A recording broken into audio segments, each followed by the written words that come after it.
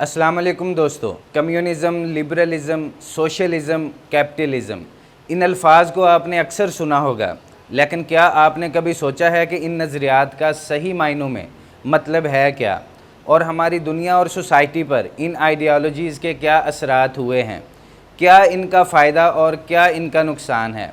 अपनी इस नई वीडियो सीरीज़ में हम ऐसी ही आइडियालॉजीज़ पर बात करेंगे जिनके बारे में आपने सुना तो होगा लेकिन गहराई में कभी सोचा नहीं होगा। आज की वीडियो में हम बात करेंगे कम्युनिज़म पर। क्या है ये कम्युनिज़म? एक ऐसा नज़रिया जिसने हज़ारों सालों से इंसानी ज़िंदगी पर गहरे असरात छोड़े हैं। कम्युनिज़म का मतलब है from each according to his ability to each according to his needs. मतलब एक ऐसी सोसाइटी जिसमें हर इंसान अपनी सलाहियत, अपनी ताकत और एबिलिटी के मुताबिक काम करेगा, लेकिन उसे मुआवजा सिर्फ उसकी ज़रूरतों को पूरा करने जितना मिलेगा। मसलन अगर एक इंसान सेहतमंद, तंदुरुस्त और ताकतवर है और मुशक्क़त वाला काम कर सकता है तो वो अपनी एबिलिटी के हिसाब से काम करेगा, और अगर एक इंसान कमज़ोर या माजूर है और ज़्यादा काम नहीं कर सकता तो वो अपनी सलाहियत के मुताबिक ही काम करेगा और सोसाइटी को कंट्रीब्यूट करेगा। और एक ऐसी सोसाइटी जिसमें हर इंसान को अपनी ज़रूरतों के हिसाब से ही चीज़ें मिलेंगी और सबकी सहूलियात का लेवल एक जैसा रखा जाएगा। कम्युनिज़म दोस्तों बेसिकली एक ऐसी सोसाइटी है, लोगों को स्ट्रक्चर करने का एक ऐसा तरीका है जहां पैसे का कोई तसव्वुर नहीं है। एक मनी लेस सोसाइटी है, एक स्टेट लेस सोसाइटी है, जहां कोई मुल्क नहीं होता, कोई रियासत का वजूद नहीं होता, कोई बॉर्डर नहीं होता। और एक क्लास लेस सोसाइटी है जहां पर कोई ऊंच नीच नहीं होती, कोई कौम ज़ात का भेदभाव नहीं है, यहाँ पर कोई अमीर गरीब का तसव्वुर नहीं है। और एक ऐसी सोसाइटी है जहाँ पर मीन्स ऑफ प्रोडक्शन यानी ज़मीन, खेत, इंडस्ट्रीज़, फैक्ट्रीज़, ये सब ऑपरेट किए जाते हैं, ओन किए जाते हैं लेबरर्स के ज़रिए, यानी अवाम के ज़रिए, यानी हर किसी के ज़रिए। हम लोग जब भी कम्युनिज़म के बारे में सुनते हैं हमारे दिमाग में कार्ल मार्क्स, सोवियत यूनियन और चाइना जैसे मुल्क आते हैं, लेकिन रियलिटी में दोस्तों अगर आप बेसिक डेफिनेशन पर जाओगे कम्युनिज़म की, तो जो इसके बुनियादी नज़रियात हैं ये दरअसल हज़ारों साल पुराने हैं। Through out of the human history आपको इसके एग्जाम्पल्स देखने को मिलेंगे, जैसे कि आज से 10,000 साल पहले ह्यूमंस कैसे रहते थे। इंसान रहते थे एक हंटर गैदरर लाइफस्टाइल में। कई एंथ्रोपोलॉजिस्ट का मानना है कि ये एक प्रिमिटिव फॉर्म ऑफ कम्युनिज़म है। जब आप जंगलों में ट्राइब्स की शक्ल में रह रहे हो तो वहाँ पैसे का कोई कॉन्सेप्ट नहीं है, वहाँ पर कोई एक मुल्क और हुकूमत का कॉन्सेप्ट नहीं है। और कई ट्राइब्स में क्लास होगी, ऊंच नीच होगी, लेकिन कुछ ट्राइब्स में हो सकता है कोई क्लास ही ना रही हो, यानी सारे लोग मिलजुल कर रह रहे हों, कोई प्राइवेट ओनरशिप ना हो। ऐसा नहीं कि ट्राइब में कोई एक इंसान कह सके कि ये चीज़ मेरी है और सिर्फ मेरी है।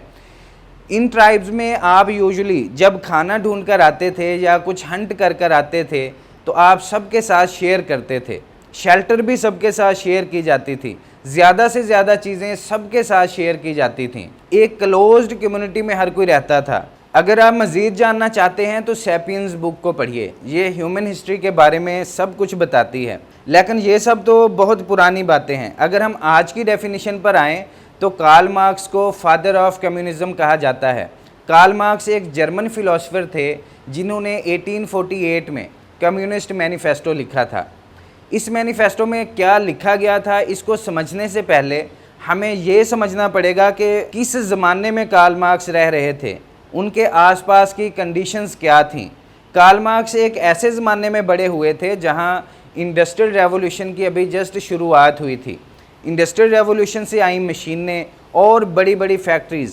इन फैक्ट्रीज़ में दोस्तों जो अक्सर मज़दूर काम करते थे वो बहुत ही बुरी हालत में काम करते थे। इन फैक्ट्रीज़ के ओनर्स अक्सर अमीर लोग थे जो अपने मज़दूरों को एक्सप्लॉइट करते थे, उनका इस्तेहसाल करते थे।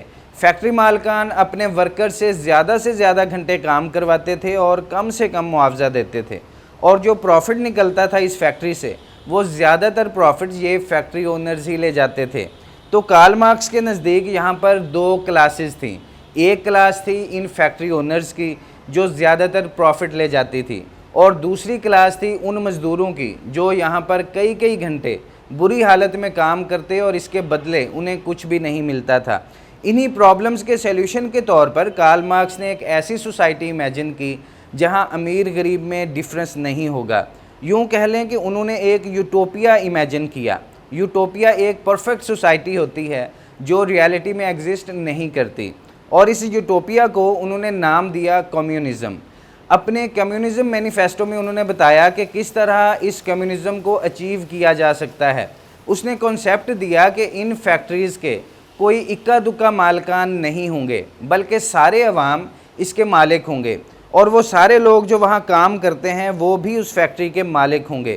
اس کمیونسٹ مینیفیسٹو کے مطابق سوسائٹی میں کوئی کلاس نہیں ہوگی، کوئی امیر یا غریب نہیں ہوگا، فری ایجوکیشن دی جائے گی، فری ہیلتھ کیئر دیا جائے گا، کوئی وراثت نہیں ہوگی، ذاتی وراثت ہیریٹنس آف ویلتھ الاؤڈ ہی نہیں ہوگی، پرائیویٹ اونرشپ کا کوئی کانسیپٹ نہیں ہوگا. کوئی انسان یہ نہیں کہہ سکتا یہ کھیت میرا ہے، یہ زمین میری ہے. ہر کوئی ساری زمین کو اون کرے گا، ساری پراپرٹی کو اون کرے گا. ایکول ڈسٹریبیوشن آف ویلتھ ہوگی، سب کے پاس ایکویلٹی ہوگی، نہ کوئی امیر ہوگا نہ کوئی غریب ہوگا، ہر کوئی ہر چیز کا مالک رہے گا. Everyone owns everything. تو یہ ساری چیزیں سننے میں کافی آئیڈیل لگتی ہیں، لیکن at the end of the day theoretical ہیں. آپ سوچیں گے کہ یہ سب پریکٹیکلی کیسے ایگزیکیوٹ کیا جا سکتا ہے. یہ سب بولنے میں تو اچھا لگتا ہے، لیکن کیا ایسا کرنا ممکن ہے؟ تو آخرکار کارل مارکس تھے تو ایک فلاسفر ہی نا. پریکٹیکل امپلیمنٹیشن کمیونزم کی انہوں نے نہیں دیکھی. کمیونزم کی پریکٹیکل امپلیمنٹیشن صحیح معنوں میں میجرلی دیکھی گئی رشین ریولیوشن آف 1870s کے بعد. رشین ورکرز نے ایک ساتھ مل کر اپنے پریزیڈنٹ کو اوور تھرو کیا، اور ان کے لیڈر لینن نے ایک بڑے سکیل پر پہلی بار اپنے کمیونسٹ آئیڈیاز کو اپلائی کیا. لینن نے اپنے دور میں کافی ریولوشنری اقدامات اٹھائے. مزدوروں کے لیے ہیومن رائٹس کو متعارف کیا گیا، ورکنگ ٹائم کو ایک دن میں 8 گھنٹے اور ایک ہفتے میں 5 دن پر لایا گیا. اس سے پہلے فیکٹریز میں 12 سے 14 گھنٹے مزدوروں کو کام کرنے کا کہا جاتا تھا. لینن نے پہلی بار اس کو 5 سے 8 گھنٹے میں تبدیل کیا. جیسا کہ آج کے دور میں ہر کوئی دن میں 5 سے 8 گھنٹے ہی کام کرتا ہے. عورتوں کو پہلی بار ایجوکیشن کے لیے انٹروڈیوس کیا گیا. زمین کو لینڈ اونر سے چھین لیا گیا اور کسانوں میں برابر بانٹ دیا گیا.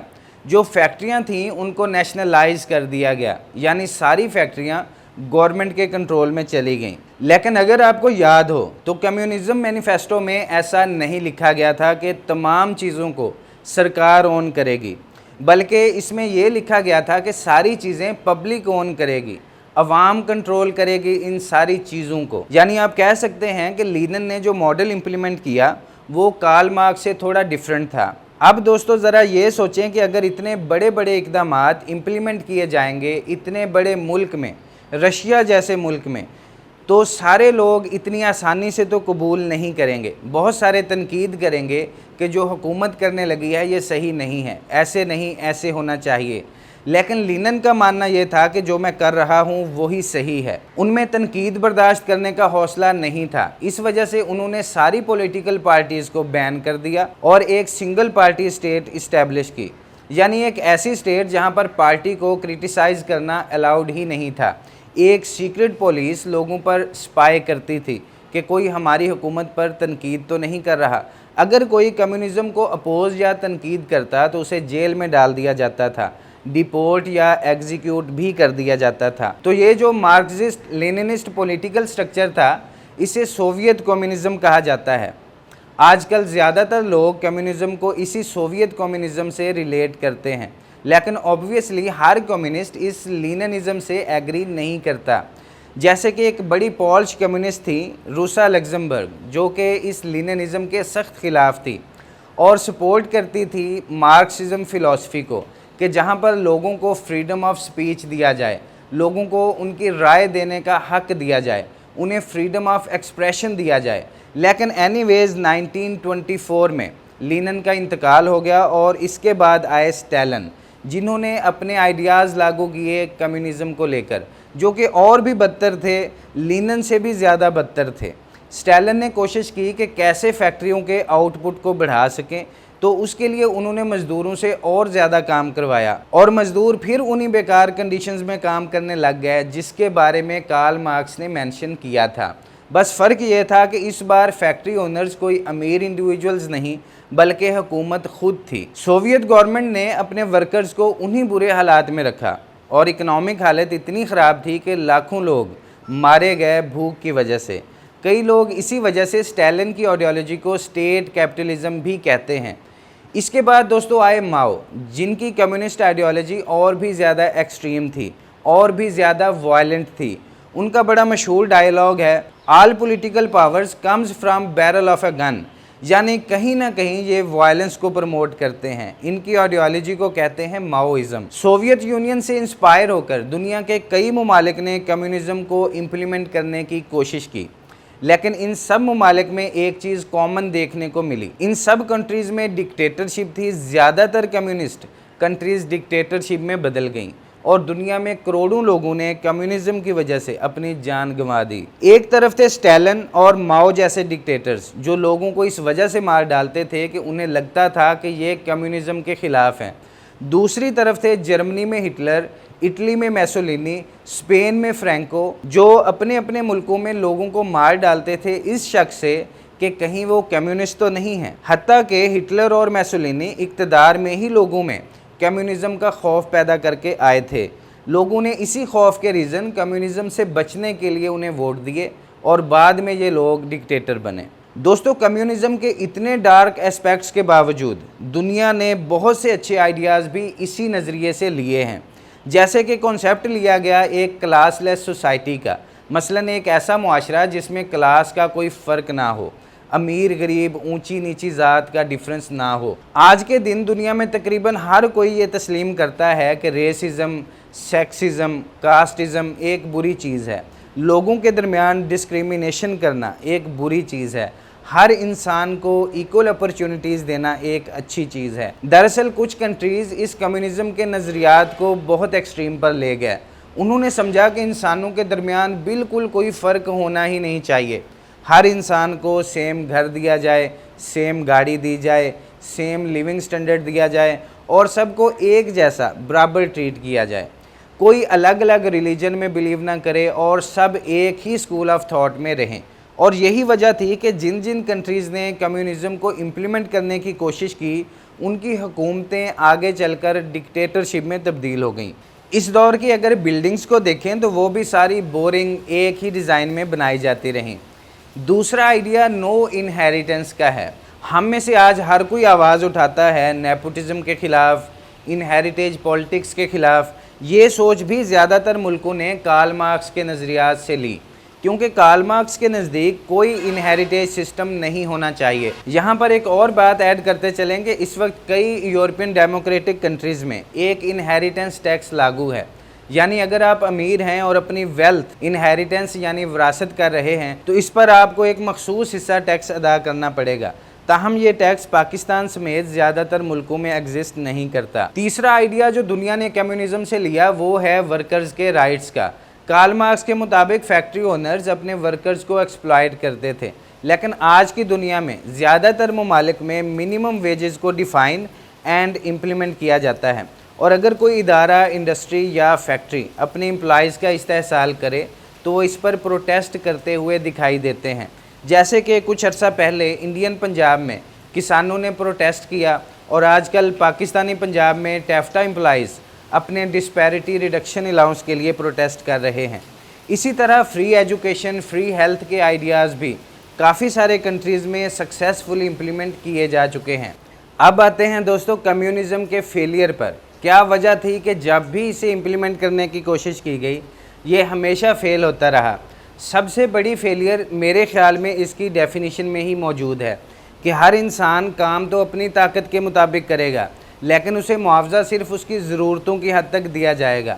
تو آپ خود سوچیں، اگر آپ کو اپنے ہارڈ ورک کا انسینٹیو نہ ملے تو آپ کے پاس مزید کام کرنے اور کریٹیونیس کو بڑھانے کی وجہ ہی نہیں بچتی۔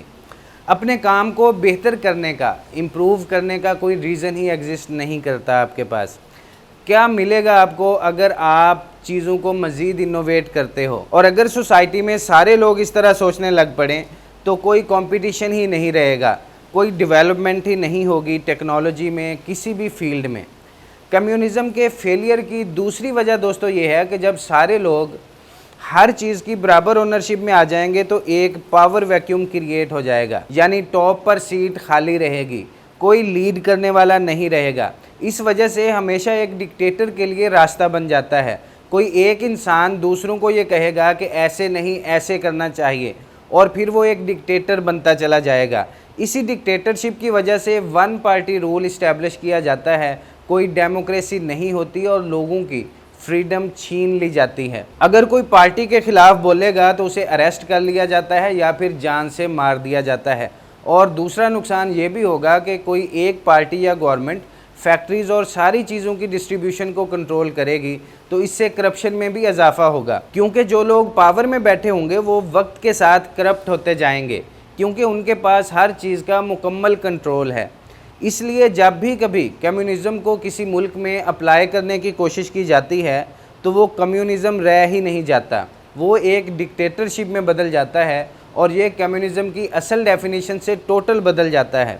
क्योंकि कम्युनिज़म की असल डेफिनेशन ये है कि हर चीज़ का मालिक हर इंसान रहेगा, लेकिन प्रैक्टिकली जब अप्लाई करें तो कोई एक पार्टी सारे सिस्टम को कंट्रोल कर लेती है। तो अब फिर इसे हम कम्युनिज़म नहीं कहेंगे, हम इसे कहेंगे सोशलिज़म। अब सोशलिज़म क्या है?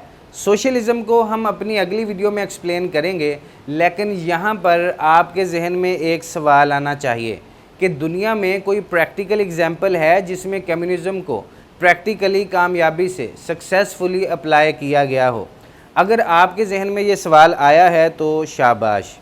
इसका जवाब दोस्तों ये है कि हाँ, कम्युनिज़म दुनिया में बहुत जगह अप्लाई हुआ है और कामयाबी से अप्लाई हुआ है, लेकिन छोटी छोटी कम्युनिटीज़ में। जब भी इसका स्केल बड़ा हुआ ये कामयाबी से इम्प्लीमेंट नहीं हो सका।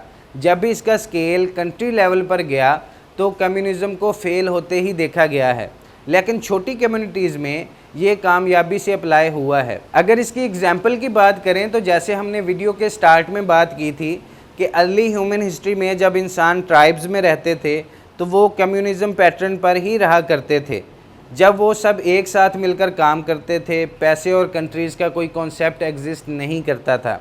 लेकिन अगर आज के मॉडर्न ज़माने की बात करें तो भी आपको इसके कुछ गिने चुने एग्जाम्पल्स मिल जाएंगे, ख़ास तौर पर छोटी कम्युनिटीज़ में। हम अपनी अगली वीडियो सोशलिज़म और कैपिटलिज़म पर बनाएंगे। अगर आपका कोई कॉन्सेप्ट इस वीडियो में क्लियर नहीं हुआ तो उस वीडियो में क्लियर हो जाएगा, और अगर आपकी इससे रिलेटेड कोई राय हो तो कमेंट बॉक्स में ज़रूर लिखिएगा। शुक्रिया एंड अल्लाह हाफिज़।